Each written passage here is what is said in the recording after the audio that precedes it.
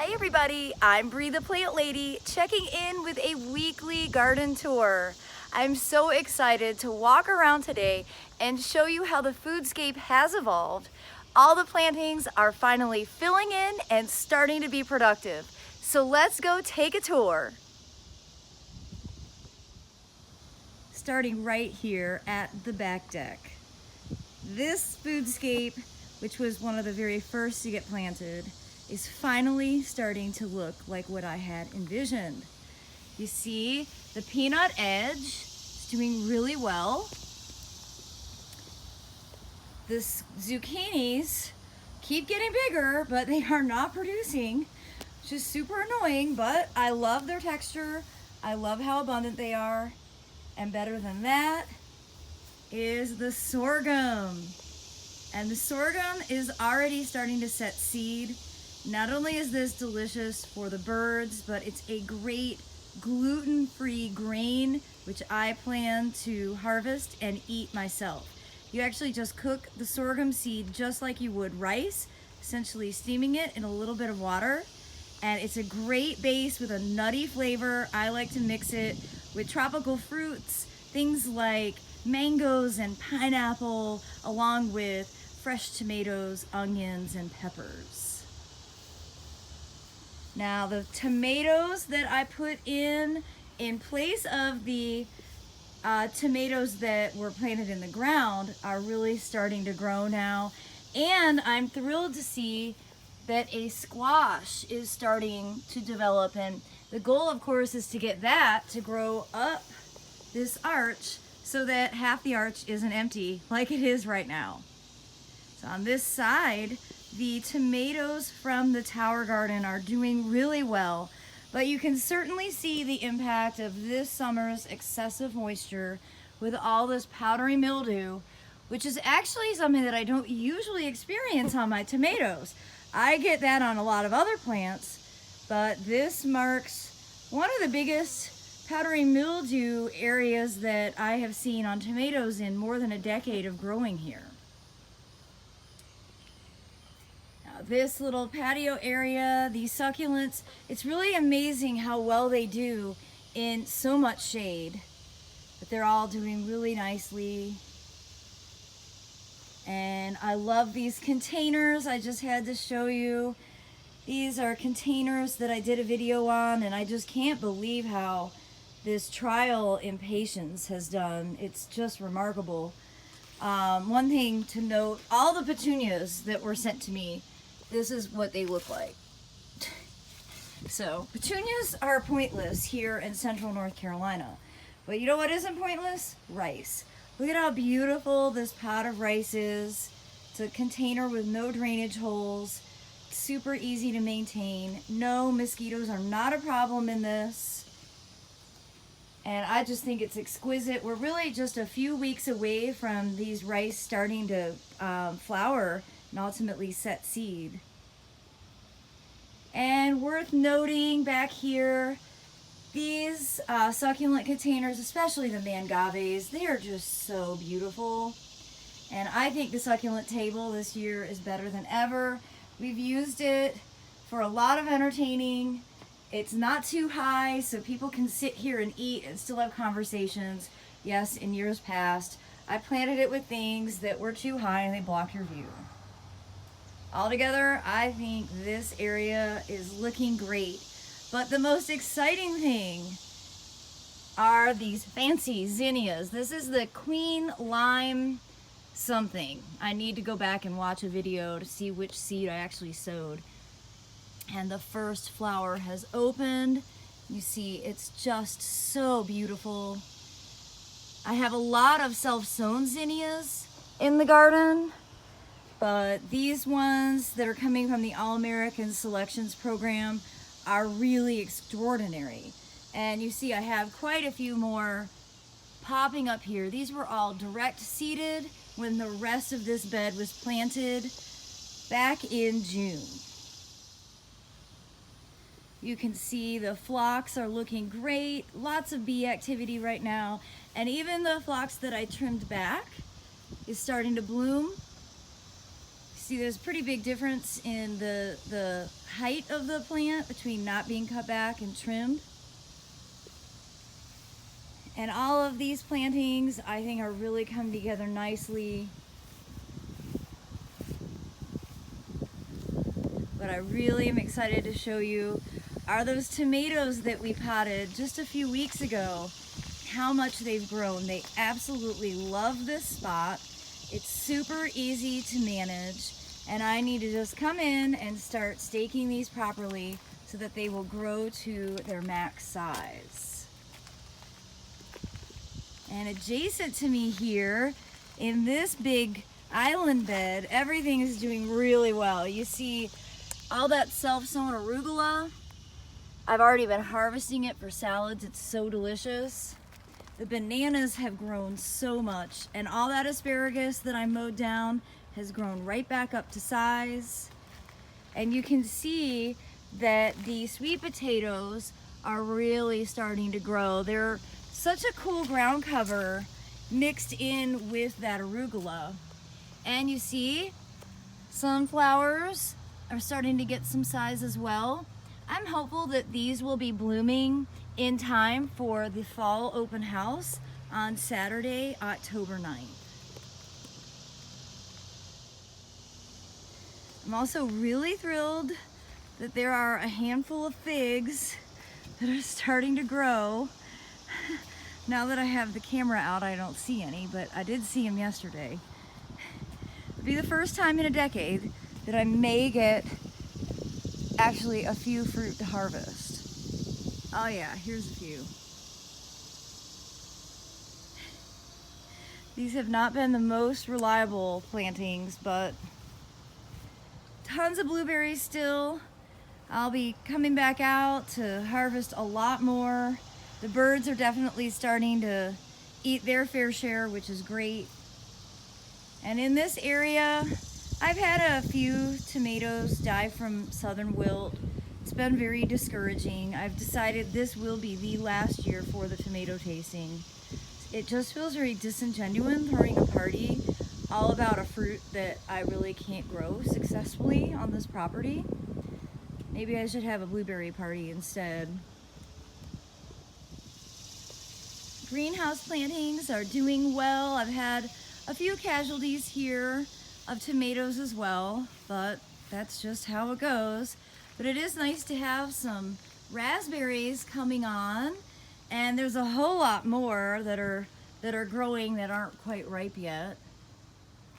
And I did get my first round of cool season crops sown in honor of Dr. Clifford Parks, my former boss and mentor. He was always the one to remind me, it's July, you need to sow broccoli, cauliflower, cabbage. And I'm actually heading to his memorial service this afternoon. Cliff passed away a year ago this week. So now every time that I plant cool season crops in the summer, I will always think of him. The west side of the greenhouse really is still the place I'm most entertained by. Look at that corn. I've mentioned this before, this is Bloody Butcher, so this is a dent corn that I leave on the plant and actually harvest it so that I can grind it into grits. You see it's got really beautiful, colorful kernels, and I'm thrilled. You know, I didn't do a lot of corn this year, even though I had intended to, but the corn I did grow has been great. And the cucumbers, they're starting to look a little ragged, but wow, are they ever still producing. And we did manage to come through and knock all of them off of the top of the greenhouse where we couldn't grab, and so this is going to provide me a ton of seed for next year. I always recommend letting a few turn orange. This will be seed that's actually ripe, that will grow, that will actually germinate and produce cucumbers for the next season. All together, these borders I think are looking great. They're neat and tidy.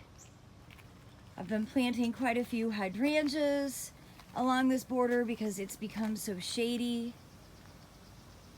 And I'm just so happy to have the garden in a place where you know, I finally feel caught up. I can't tell you the how much better I feel about myself having the garden, you know, fully transitioned for the season and starting to finally fill in.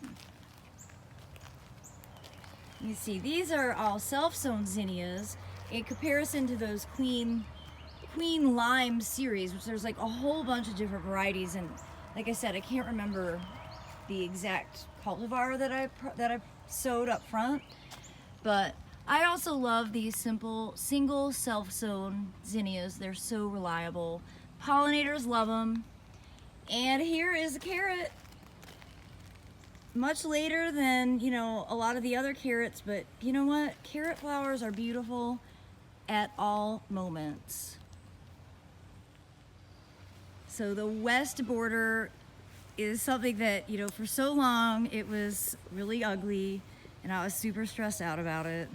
And now I'm so happy when I look out my window, and I'm also so happy that this Seminole Pumpkin is growing. You see, it's actually growing up into this limelight hydrangea. You know, last year the Seminole Pumpkins just absolutely, like, they take a ton of room. I'm hoping, even though this area is really shady, I hope that this will be enough exposure for them to bloom and set fruit, because the fruit are delicious. And, you know, I paused on building my walkway. Here's some more squash growing out of the compost. But look how the pumpkin is taking over this whole area, which I'm thrilled about. It's gonna help reduce a lot of the weed pressure.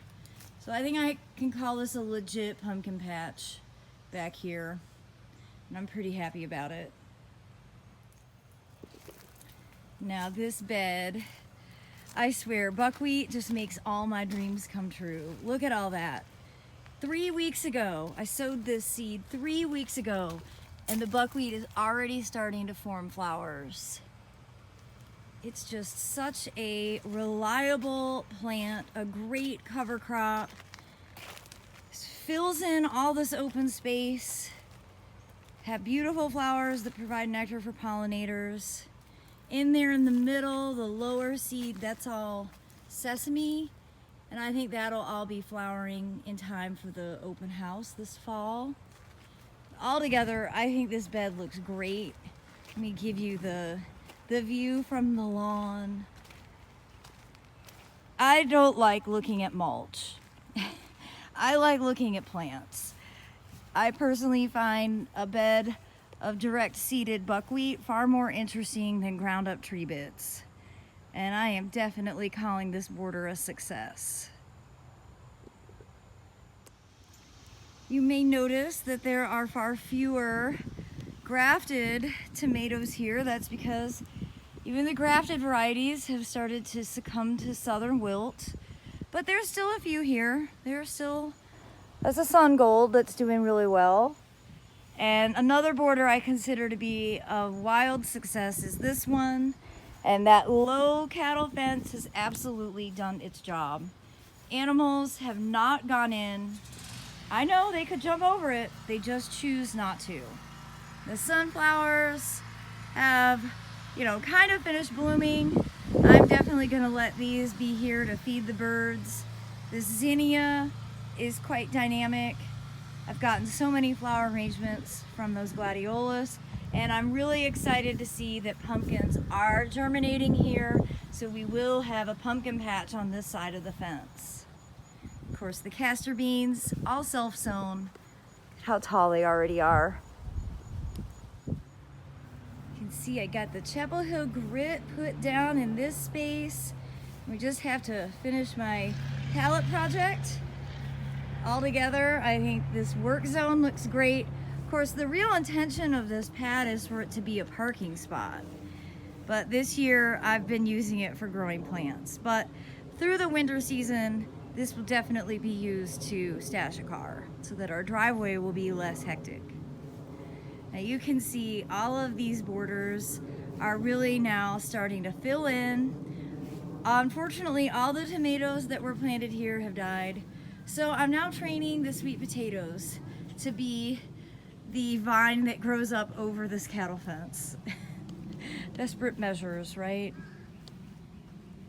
On this side, we're finally starting to get some zucchini produced from this giant plant, but I'm really, really pleased with this border. I didn't overdo it, which is sometimes what I do.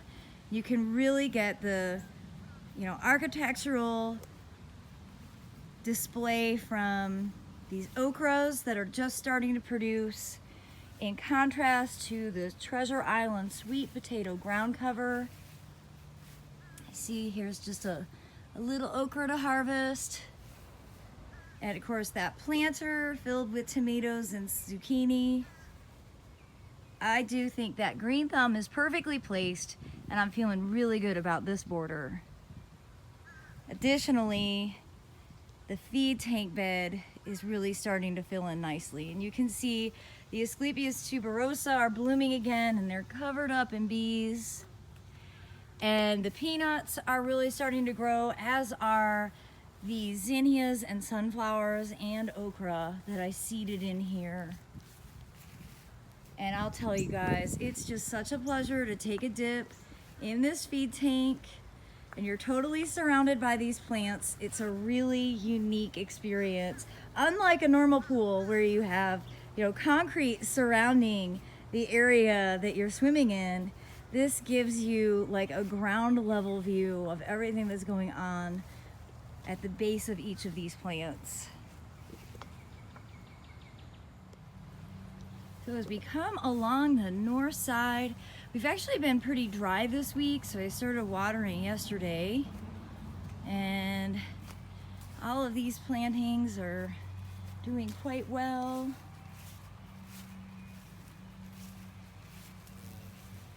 See this hydrangea, it's really looking nice, and there's a lot of pollinator activity on it. Those echinaceas just won't stop. They are so great. So happy to finally have a healthy stand of echinacea.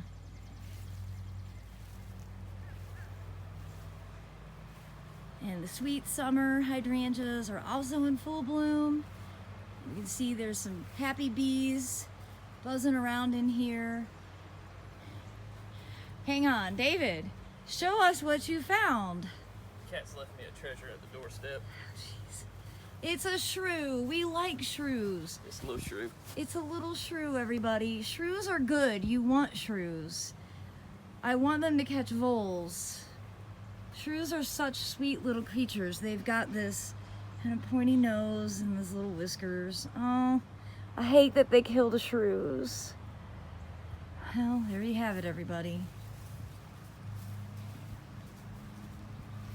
This border really has filled in nicely. I'm so pleased with the ground plane coverage that the Treasure Island sweet potatoes provides.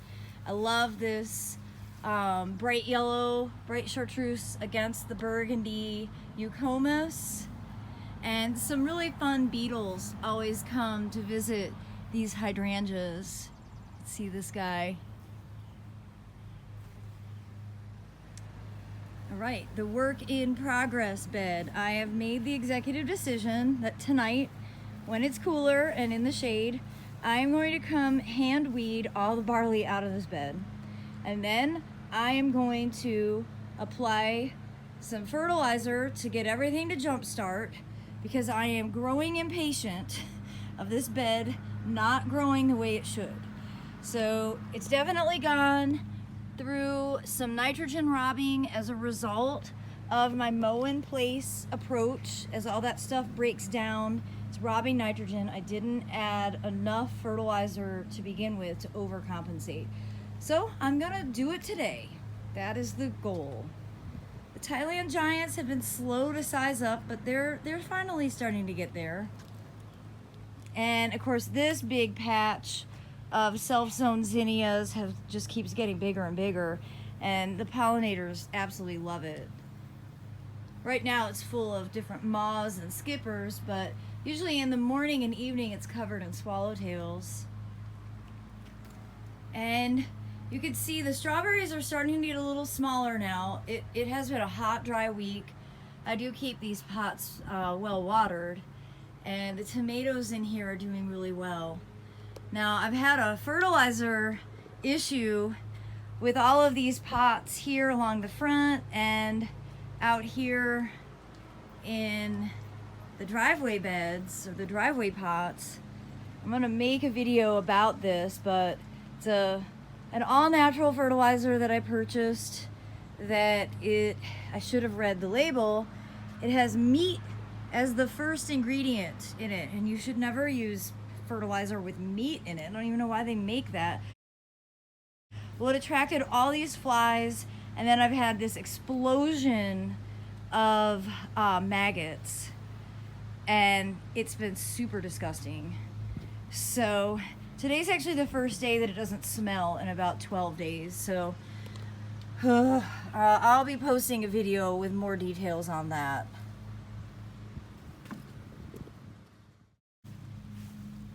I'd also say the wave is a work in progress. I did water this well yesterday because I forgot that I had the water on and it ran for several hours.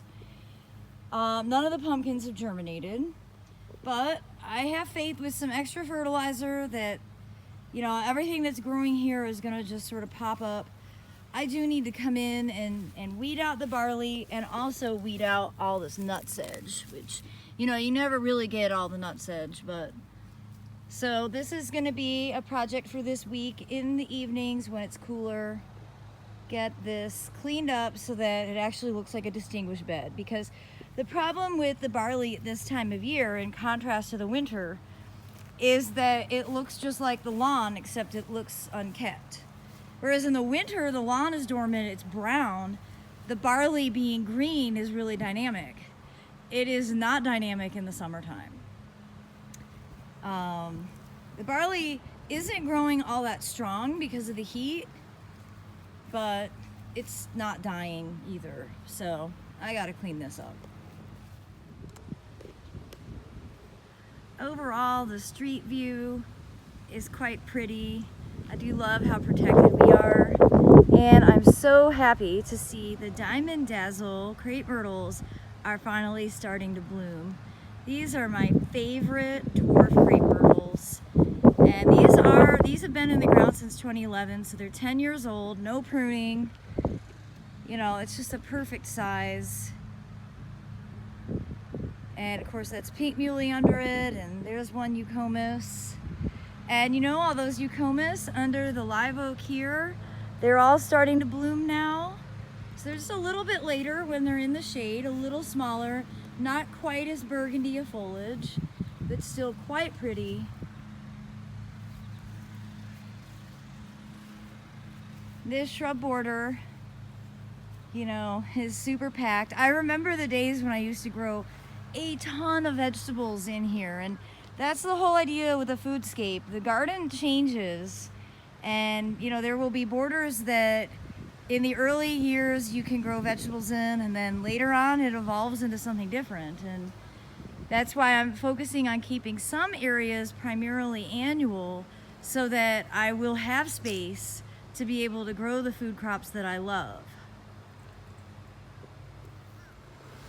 The driest part of the garden, I have been doing a lot of hand watering here, and the pollinators love the agastache. I mean, there's never a moment when there aren't bees and butterflies and other things flying around in here.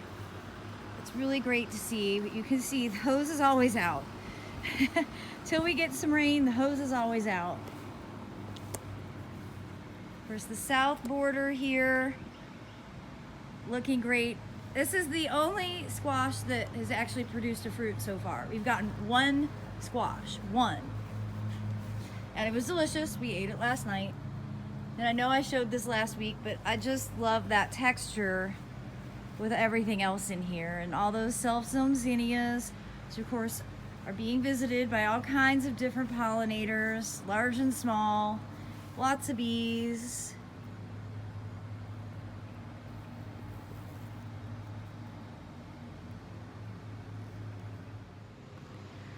I hope you all have enjoyed today's tour. I certainly am having a nice time actually relaxing in the garden and just taking in all of the effort that was put forth earlier this month to finally achieve some beds that are looking beautiful and bountiful. I've been super busy with my full-time job as a garden communicator doing webinars all day long. So I haven't been out doing as many garden projects recently, and that'll be the case for at least the next few weeks. But I look forward to giving you all these weekly updates so that we can all see the progress of the 2021 summer foodscape together. Thanks so much for watching, everybody.